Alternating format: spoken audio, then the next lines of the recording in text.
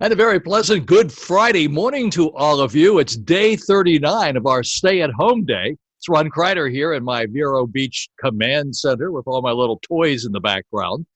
The weather for today for Vero Beach, scattered thunder showers today starting around 11 a.m. and continuing into the evening. The temperature was 76 degrees at 6 a.m. this morning. It's going to climb up to about 86 at 1 o'clock this afternoon and then gradually drop off just a little bit. Want to thank you all very much for all those likes you gave me yesterday. Not quite as good as the day before, but I guess you can't have everything every day. But I do appreciate you. Click on the like button if you like this video. It helps me a lot. Makes me feel good. Makes me feel like I'm doing something very important for you folks, and I'm glad you're watching.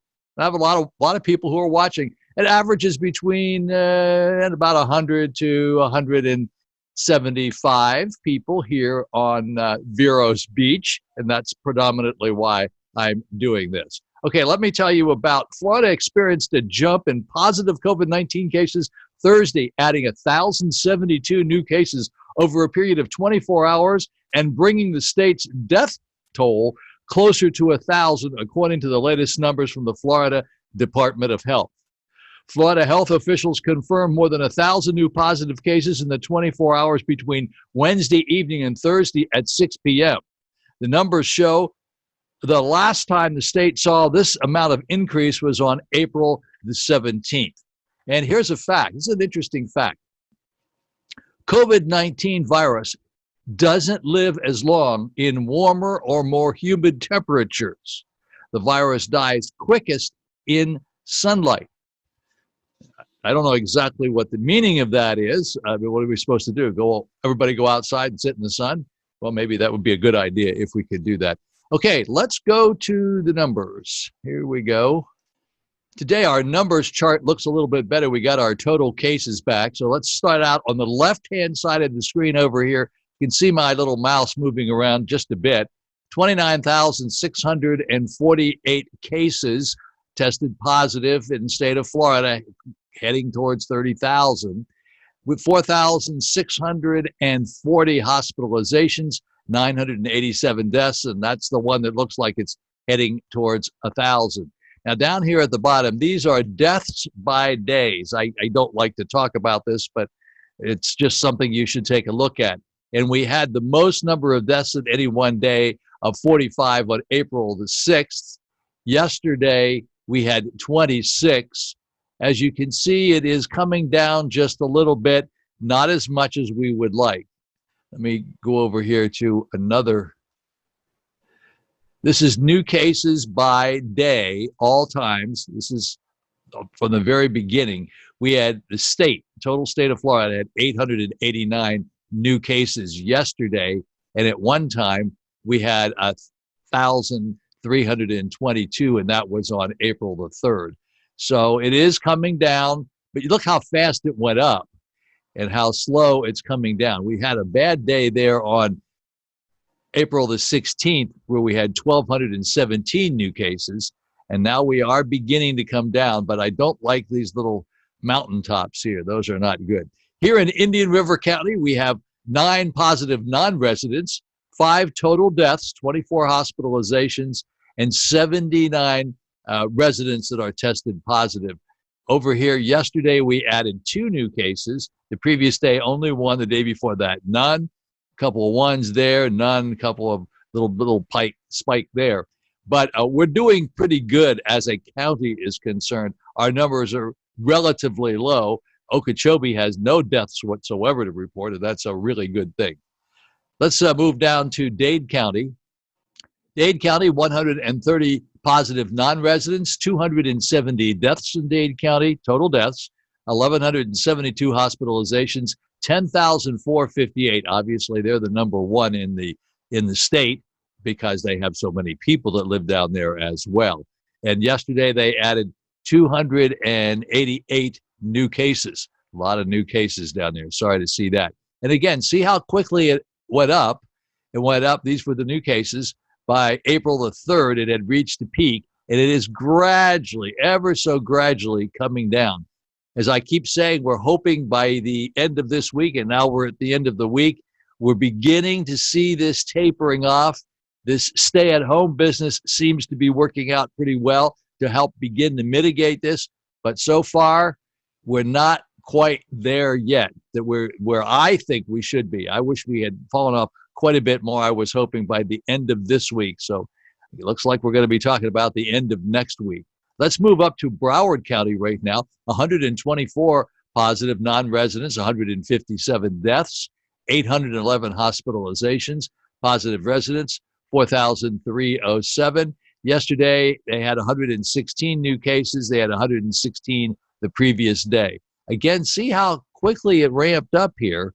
They had their biggest day on April the 13th, and now we're down where they, on April the 13th, they had 229 new cases, and we only had 116 new cases yesterday. Down in Broward County, their peak number of people who are suffering from this is between 45 and 54.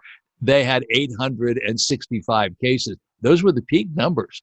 Then they had 168 that are 85 plus, and then 271 that are 75 to 84.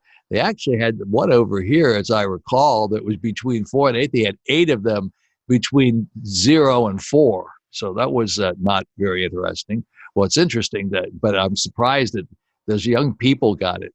Let's move from Broward up to Palm Beach County. Here we are in Palm Beach County. Let's take a look over here first. They added 89 new cases yesterday. Again, it's falling off much slower than it ramped up. The highest day was on April the 11th with 180 new cases. Yesterday was 89 new cases, and the previous day was 77. And the day before that was 117. So it's gradually coming down. 56 positive non-residents, 144 deaths, 382 hospitalizations, and 2,498 positive residents. That's Palm Beach County. Let's move up to Martin County. Here in Martin County, 9 positive non-residents, 5 deaths in Martin County, 39 hospitalizations, 157 positive residents. And yesterday, they only added 3. The previous day, they added 3. Now, they have come down quite nicely, and they're beginning to flatten out. We like to get these 3s down to 0s because, see, they didn't have any 0 days in there like we've had up here in Indian River County. That's Martin County. And let's move up to St. Lucie County. St. Lucie County is Fort Pierce, just south of us here in Vero Beach. Positive non-residents 6, 17 deaths, total of 17 deaths, 65 hospitalizations, 214 positive residents, and they added 5 new cases yesterday. The previous day they had 9. Day before that they had 3. And once again, see how slowly it's coming down here, but how quickly it got up to this peak over here. So it does look like we kind of peaked out between April the 3rd and somewhere around April the 17th, except that we did have one fairly large spike of 13 over here on April the 16th. But it is gradually coming down. That'd be St. Lucie County. Now we're going to move up to Brevard County, which is just north of Indian River County. Here we are in Brevard County, 8 positive non-residents, 8 deaths, 44 hospitalizations, 227 positive residents. Take a look at this. They added 10 new yesterday. We were hoping that slope was going to keep coming down, and bang, all of a sudden 10 popped up yesterday. The day before that, they only had 1. Then their peak was on the 13th of April. That would be Brevard County, and that's Melbourne, just north of us. Now let's move up to Orange County. Here we are in Orange County. Orange County is Orlando, 61 positive non-residents, 29 deaths, 216 hospitalizations, 1,213 positive residents, and they only added 22 new yesterday. The previous day was 25, and their peak day was on April the 1st. So it's been gradually coming down, but look how fast it was. Very small in here, and it kind of ramped up, and bang, there it was. It's coming down a lot slower than it went up. That would be Orange County for Orlando. Now let's take a look at our chart with the big numbers on it. USA cases, 869,172 total cases. U.S. deaths, 49,963. Unfortunately, we're going to hit that 50,000 mark fairly soon. Global cases, 2,721,354, and global deaths, 191,231. Okay, folks, you hear me talking a lot about this blood plasma and having these antibody tests. Doctors at Massachusetts Hospital are crediting an experimental blood plasma treatment for improving the condition of a gravely ill COVID-19 patient. The patient's vital signs were quickly turning south at UMass Memorial Healthcare last Saturday, according to the local outlet. The patient was nearing maximum strength on the ventilator in order to stay alive. UMass Memorial Hospital recently received its first unit of blood plasma donated by a recovered COVID-19 patient.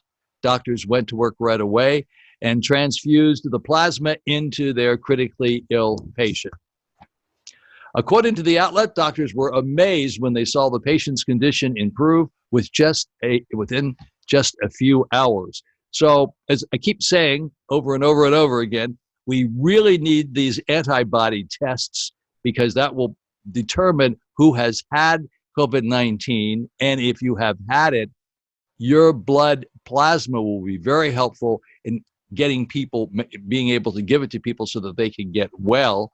It helps their immune system. So as soon as these tests become available, we want to get into them. So far, there aren't any available down here, but it's something we've got to keep an eye on. So keep watching for the antibody tests when you're watching TV. Keep your eye on that. Based on an article, this has nothing to do with COVID-19, but it's very important to our area because it's important to me. Based on an article in 32963, that's our newspaper here on the island, the door may still be open just a little bit with the elite airlines to possibly fly out of Vero Beach again. Obviously, Elite will have to pay the $35,000 delinquent fee to Vero, and they'll have to negotiate a new contract with Vero. It does appear there is a slim but possible chance to do this. This little airline brought in over 10,000 people to our area last year. I know something about the airline business. I was involved and on the board of directors of 3 different small commuter airlines, and I have to tell you, it is definitely not a get-rich-quick scheme. It is very difficult to make money. You can be on the top of the world one day and on the bottom the next day just because of fuel prices or something like what's going on right now. I mean, their mortgage payments on their airplanes continue every day. They can't even fly right now. They can't fly here. They can't fly here, not because they're not allowed to fly here, because nobody wants them to fly in from New Jersey down here to Vero Beach. But we want them back.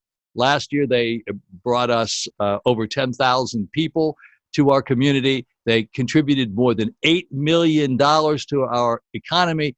So I have said this many times. This is like really penny wise and pound foolish to be arguing over $35,000. Yeah, I know we want to be able to depend on getting the money that they owe us and when they owe it to us and so forth. But we got to work with them. Somehow, we need to keep these guys coming here. Let's face it, they've been coming here for 3.5 years, and they only owe us $35,000. Now, they haven't paid it, probably because they were told they were thrown out. They were terminated. And so they thought, well, why should we pay it if we're terminated? You know? But bottom line is, it looks like there are a number of people here in Vero Beach that are a part of this decision-making process that would like to keep them here. I'm not part of the decision-making process. I'm just the big mouth here. But I think it's very important that they stay. So anybody you can talk to help influence this process, let's make that happen. It's really important. A new study by the medical journal revealed that most people in New York City who were hospitalized to COVID-19 had one or more underlying health issues. That's something that you need to bear in mind here in Vero Beach. As long as you're pretty healthy and you don't have any underlying issues, you don't have any heart problems or anything like that, even if you're older like me, I'm 79 years old, for heaven's sakes. I don't want to get this, and obviously nobody does, but it wouldn't be a good idea if I got it. But fortunately for me, I'm a pretty healthy guy, and I haven't ever had any serious problems. So even if I did get it, it hopefully would go away fairly quickly. But if you have other underlying problems, then please, please, please don't go out. A couple of these little thoughts for today. Don't let small minds convince you that your dreams are too big. Don't let small minds convince you that your dreams are too big. Dreams are very important. That's what's made this entire world work. We were talking about this yesterday. Can you imagine In the 79 years that I've been alive, when I grew up, when I was a little child, there was no television. Then there was black and white TV. Then there was color television. There were no cell phones. There was no internet. The whole world, in 75 years, we have come that far. It's pretty amazing what we've been able to do in the past 79 years. So, as I just said, don't let small minds convince you that dreams are too big, because look at what we've been able to dream. And we've come up with most of this stuff. When we came up with the internet, even though I know Al Gore invented it, yeah, right. Oh, yeah, he invented it. Okay. I mean, a smart guy. So most important thing is just to remember, just keep those dreams going and keep working at it. Now, if you think you're too small to make a difference, try sleeping with a mosquito. Got that? Yeah, okay. Sleep with a mosquito. See how that little guy is going to affect your night's sleep a whole lot. It's okay to be discouraged. It's not okay to quit. It's okay to be discouraged. We all get discouraged from time to time. And when you get discouraged, the first thing you have to think about is, I'm going to make this happen. Now I'm going to make this happen. And look at Edison. Edison failed when he was inventing the light bulb, electricity, doing all that kind of stuff. He failed hundreds and hundreds of times, if not thousands of times. But at the end of the day, he succeeded, and we're all better off for it. Well, once again, folks, thank you so much for watching this video. I do appreciate it. Got my yellow Columbia shirt on today. Yes, clean yellow Columbia shirt. I keep telling you, all you do is throw it in a washing machine, take it out, let it drip dry, and it looks exactly like this. No wrinkles. Always looks really great. They cost less than $40. And I'm not selling Columbia shirts. I want you to have a very great day. Remember, it is Friday. We're at the weekend. Probably thinking about, well, I better get to the grocery store and get some of those groceries for my family. Well, try to figure out a time you can go that maybe there won't be a lot of people there. Go by yourself and buy as many groceries as you can buy, so you don't have to go back every other day. Try to buy at least a week's worth of groceries, if not more. Have a fabulous day. Have a fabulous weekend. I'm going to be here every day with you until this thing subsides. Don't forget to give me those likes. I'd like those likes. Just click on the bottom of your screen. Yep, like it, the little thumbs up or whatever it is. That helps me out a lot. And subscribe if you would like to subscribe, and I'll continue to send these to you. I'm going to try to come up with some other video over the weekend. I'm not sure what it will be. I might cook something. I might make something. Not quite sure what it is, but have a really great day. And oh, by the way, I stick the surf in here at the end. So as soon as this part of the video is over, you're going to see our beach here at Victoria Condominium here in the northern part of it's 5680 A1A. And this is our beach coming up. You can hear the surf in the background. A lot of people ask me to continue to do that because I have put that for a long time at the end and the beginning of some of my videos. Again, have a great day.